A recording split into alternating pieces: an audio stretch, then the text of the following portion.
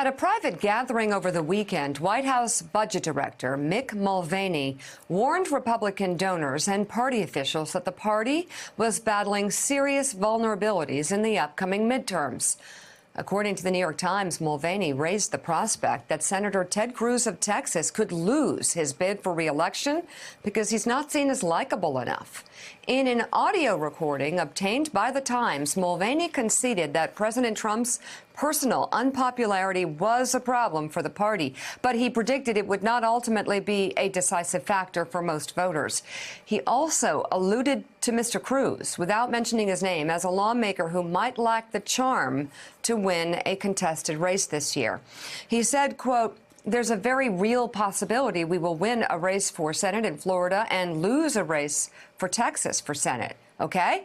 I don't think it's likely, but a possibility. How likable is a candidate? That still counts." Senator Cruz responded dismissively hours later, waving off Mulvaney as, quote, "some political guy in Washington." Another detail from that New York Times report says the president is still bewildered about why Roy Moore, who is accused of molesting a child, lost his Senate race to Doug Jones. Mick Mulvaney said, quote, "The president asks me all the time, why did Roy Moore lose?" Mulvaney told the crowd, quote, "That's easy. He was a terrible candidate." Joe, what do you think? Well, there's so much to think here. First of all, you have Ted Cruz talking about Mick Mulvaney as just another political guy in Washington, D.C., as if Ted Cruz hasn't been a political guy in Washington, D.C. most of his adult life. I mean, talk about raging hypocrisy. He is from the swamp, Ted Cruz, and has been for the swamp for some time. He was a swamp creature for George W. Bush before he decided, when the Tea Party came along, that he was going to be an outsider. But it says a couple things about Donald Trump. First, it says he's far more insulated and isolated than any of us could have expected. Even Mulvaney answered why Roy Moore lost the race. Donald Trump is still shocked that he lost the race. It suggests that he really does. He has a steady diet of news from Fox News. He doesn't read things that will upset him, doesn't see things that will upset him that much. And so going into this battle with Democrats in the fall, he has no view of how he's seen or how the rest of the Republican Party's seen. That's going to be a real problem, not only for him, but for the Republican Party, because, Mika, he's the guy who's supposed to be planning the counterattack against Democrats this fall. I think that's a very kind assessment, by the way. Joining us now, Distinguished Professor of History at American University, Alan Lichtman. He's the author of the new book, The Embattled Vote in America, From the Founding to the Present. Also with us, author and NBC News political analyst Anand Giridharadas. His new book, Winners Take All, The Elite Charade of Changing the World, which is a New York Times bestseller. Where do we begin? Joe, these are two great books, two great guests, and also some really interesting questions about what is happening to the electorate. Well, I want to follow up with the professor about his last book, Impeachment. Professor, you've been right about all of the presidential elections since Taft, or whatever the stat is. It's pretty remarkable. But you also predicted the impeachment of Donald J. Trump. Do you still feel like these months later, it's still moving in that direction? Absolutely. Everything I wrote about a year and a half ago in my book, The Case for Impeachment, is coming to pass. I wrote about how Donald Trump inveterately lies, chapter on that, chapter on flouting the law, a chapter on war on women, a chapter on the Russia connection, a chapter on his nefarious business activities. It is now all coming to a head. I believe there will be multiple grounds ultimately for impeaching Donald Trump on financial crimes, obstruction of justice, and quite possibly conspiracy to undermine our democracy. But it may well depend upon the Democrats taking over the House in this November, because the Republicans have shown no spine in standing up to this president who threatens our democracy. Well, a lot of what happens this fall depends on the House of Representatives, which, of course, has been gerrymandered. So it's not just conservatives. The most conservative of conservatives that get elected in their district, it's the most progressive of Democrats that get elected in their district. So you usually only have 35, 40 seats in normal years that are up for grabs out of 435. Right. You know, I wrote in my book that the great mystery of American politics, things most people don't know, is you do not have in America a guaranteed right to vote.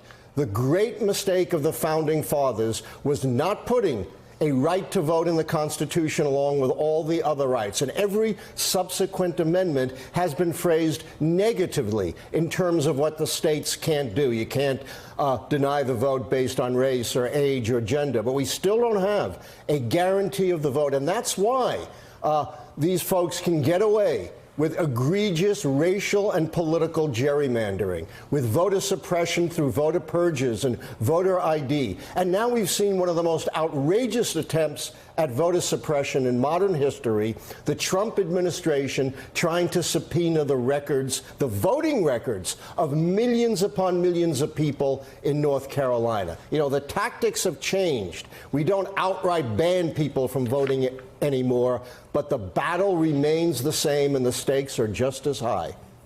Let's talk about racial gerrymandering for a minute, because actually racial gerrymandering pushed by civil rights legislation and also by Democrats themselves trying to guarantee that there are black members of Congress. In many ways, that's worked to Republicans' advantage because you carve out the most likely of Democratic voters. You look, for instance, a district in Florida, the Jacksonville district, it goes down like a snake. And what you do effectively is, while guaranteeing one Democratic seat, you, in effect, help Republicans in all of the adjoining seats. Isn't it time to look past some of those civil rights, some of the gerrymandering that was done for the right reason, but now is having a detrimental effect? Absolutely. I was an expert witness in a series of cases recently in the state of Florida, which, by the way, has pioneered a constitutional amendment against political gerrymandering. And I was able to show as an expert witness that, in fact, you don't need these packed African-American districts in order for African-Americans to elect candidates of their choice, that in fact you can reduce these percentages, unpack these districts, and give tremendous advantages to African-Americans and progressives because you can create coalition districts across the state. Now it is Republicans and conservatives, as we saw in modern North Carolina and in Virginia, who want to pack African-Americans and other minorities into particular districts so that Republicans can have the advantage everywhere else. I have been strongly arguing against that, and my book, The Embattled Vote in America, makes the point very strongly. Well, you know, and Eddie, this is something, again, that was one of these laws that was passed with all the best of intentions, but now all of these years later, it ends up working against all of the goals of the original legislation. Yeah, it's one of the ironies of a certain way of approaching the issue, the very difficult question and issue of racial equality. Oftentimes in this country, Joe, African Americans are treated as a cause or a problem. And because we're treated as a kind of cause, you know, for charitable kind of work, or a problem, we don't really get to the heart of the matter, and then we end up on this kind of racial hamster wheel. Professor, let me ask you this question. So, is race at the heart of this problem with the vote? Is it the Yes. key? Race is absolutely central. It seems to always come back to the great American dilemma of race, but arguments about race always transcend race. And what people don't realize is in the very early republic, most of the constitutions were race blind. It was only in the 19th century that virtually every constitution, save 5 in America, wiped out African American voting. And when the 15th Amendment was being debated in 1870, there were those who said we shouldn't focus on race, rather we should have a universal guarantee of the vote. But the response was, this was all we can do at the time because the great sacrifice of the Civil War was about race. You know, Annan, it's so interesting that what we're talking about right now is yet one more reason for people on both sides to get out and vote in the next 60, 70 days, because the gerrymandered lines that we have today were determined by the Tea Party revolution in 2010, since you do this every 20 years. But governors that are getting elected this year will determine how lines are going to be drawn for the next decade. So the stakes aren't just about Donald Trump. It's how Congress and how gerrymandered districts look for the next 12 years. And let me even frame that out once more, because I fully agree with you.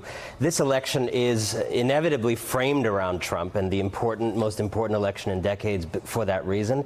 I think it's the most important for one further reason, which is, one of the reasons I wrote Winners Take All was I believe change has been stolen. The idea of making change has been stolen from the people by the very powerful. And if you just look at what you talked about on the show today or what's happening in America this week, this is the 10th anniversary this week of the financial meltdown that caused the global economy to tank, and from which only the rich have really recovered. We talk about Mark Zuckerberg on your show, talking about changing America while compromising our democracy. We talk about Donald Trump fighting for the common man while, in fact, enriching himself. And all of this is happening because instead of believing that it is through the vote that we make change in America, we have outsourced change to billionaires.